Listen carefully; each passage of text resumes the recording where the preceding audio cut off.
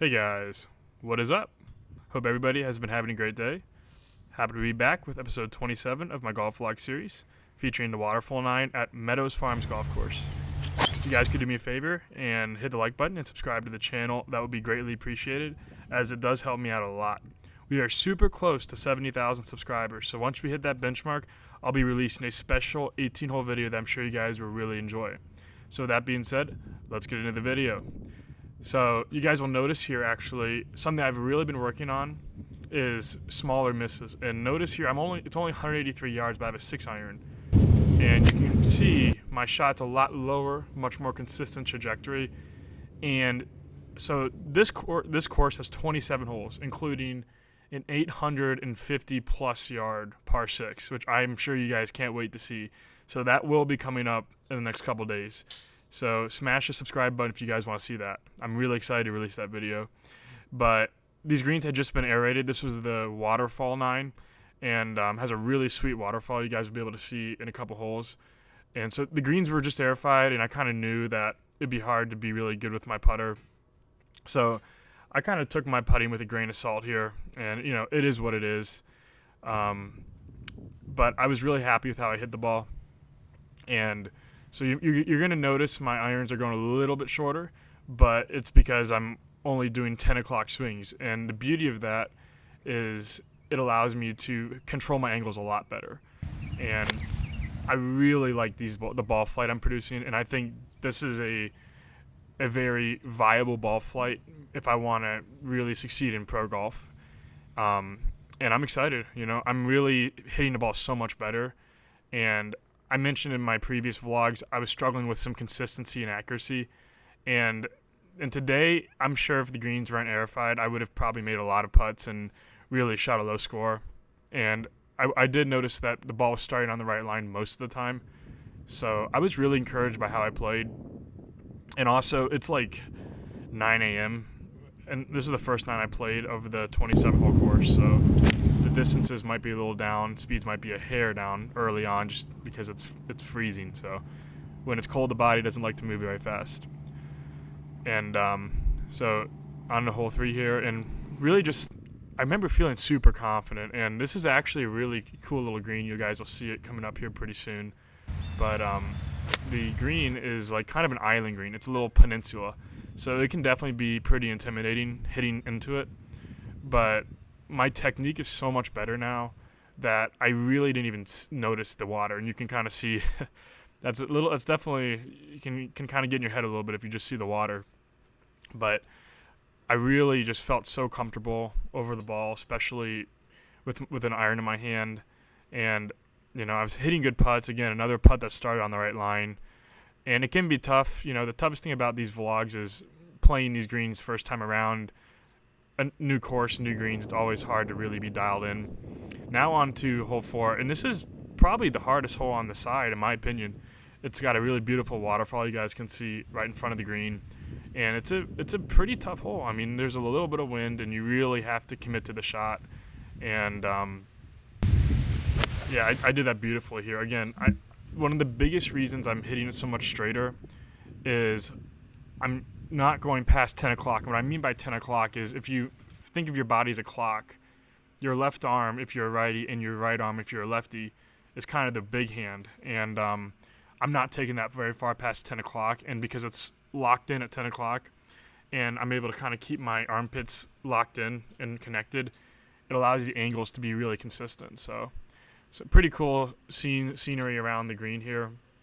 Really nice little course. I mean, this was a very scenic 9 holes, and that's why I was really glad to play it, because they did just punch these greens, as you guys can obviously tell, but it was definitely a very beautiful little course. And so yeah, that's definitely a really nice sight to take in, all those things around the green there. Made another good putt, but yeah, this was actually a pretty slippery hole, and these greens weren't rolling fast at all. And I mean, I talked to some of the members, and I can only imagine how monstrous these greens would be if it was like they were rolling at even a 10 on the stimp meter, because I've never seen slopes like this before. And trying to cut the corner here, pushed a little bit right, and this actually carried the green. had I had to do it over again, I probably would have hit a 5-iron or something like that up in the fairway. And this is really cool. This was a Civil War hospital, so you guys can pause the video there if you want to read that. But it was really cool to be able to play with like a house that was literally part of, a really historic battle in the Civil War. So really just a nice little hidden gem this course was, and it was a lot of fun to play. And I had myself in a really tough spot here. Definitely to my point, I would definitely hit less club and then driver off the tee, and the green slopes away from me, and I just made it really hard on myself, and had probably about a little bit of a chip, but ran past the hole pretty good. So gotta tighten that stuff up a little bit better than I have been. And I was just like, whatever. It was only like it looks like a little bit more, but it was only like 4 feet or so. So just kind of kicked that one in. Looks like a pinball machine bouncing back and forth on those holes. But this was, and you could see the house. This is a pretty cool little aiming area. You get to aim at the Civil War house, which I thought was a pretty cool little landmark to hit at. Hit a really great shot here. Again, another hole. It was kind of a weird yardage for me because it was dead into the face, but I didn't quite feel comfortable hitting driver because I didn't want to hit the house. And 3-iron put me in a not so ideal spot, so probably would have been 2 holes in a row. I would have been better off hitting 5-iron off the tee. But the pin was literally like in the back 5 or 6 feet of this green, so I had to really run it back there. And got a little bit too far, flew it a bit too far, and luckily, because it was so slow, it did hold on to the back fringe. You can actually see the pitch mark just a little bit past the hole. It only landed like a foot away. And this was slippery. So I was just like, all right, just leave it close to the hole. And this is definitely one of those courses where, when the greens are rolling smoothly, once the aerification season's gone and I have a little bit more course knowledge, this is definitely a very gettable 9 holes for sure. So now in hole 7, this little 5-iron, just trying to start up the right center of this fairway and sound up. So I came over the top of this one a little bit, but again, I'm watching my swing in this playback, and I really like the motion I'm making. It feels a lot tighter. I think the biggest thing is I feel like this is a swing I can play with, so that's really important. And here's another view of the house. It really is something pretty cool to stop and watch and kind of look at and reflect on, just all the history in this house. There's another little tidbit on the house. You guys can pause if you want to read that. So it was like a really important landmark and like the first acknowledgement of a Union crossing a important landmark into the South. So another pretty cool moment of history. And now I have you guys can't really see the top of this tree, but I have to really hoist it up. So I was trying to get under this and kind of put the ball in the back of my stance so I could really lean back on it and get it up in the air. So I was kind of forced to hit a shot I really didn't want to hit because it was very windy and blustery. So just had to hoist it up and hope that it landed in a good spot. And hit the exact shot I was trying to hit, let it ride the wind, and it landed on the green and didn't quite get it all the way back there. I'm covering the flag here with my body there, but it's like in the back shelf, so this was definitely a tough putt, and I definitely gave it a good whack. I was almost a half swing, and honestly, a really good putt there. And again, all you can really do is pick the best line you can pick, and then just try to start on that line. Another really good roll here. So a really good 4 from where I left myself off the tee, and now in hole 8. And it's par 3, and playing pretty solid golf. You guys can tell it's pretty windy out there, and it was still pretty chilly. It was probably like maybe 60 degrees at this point, so still wasn't getting too much distance from the temperature. And this is one where, the reason this pulled left was because I was too in to out on my follow through, meaning that the club followed too high instead of coming in. So that's why I pulled it. Now this was really cool. It's actually a softball diamond.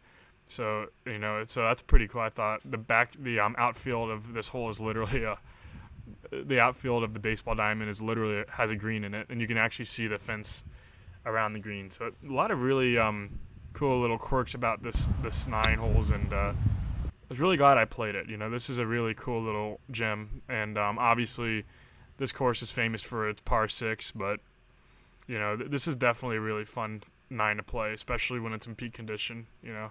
So I'm trying to save my par here. And yeah, I just, you know, it is what it is.